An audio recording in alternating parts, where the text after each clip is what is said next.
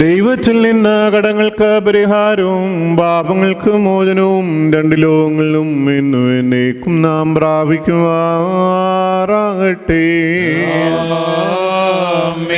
ബലഹീനനും പാപിയും ദാസനുമാകുന്ന ഞാൻ ഇപ്രകാരം കീർത്തിച്ച് ചൊല്ലുന്നു.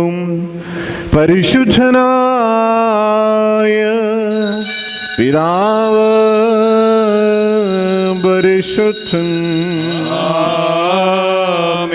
പരിശുദ്ധനായ പുത്രൻ പരിശുദ്ധൻ, ജീവനും വിശുദ്ധിയുമുള്ള റൂഹ പരിശുദ്ധൻ.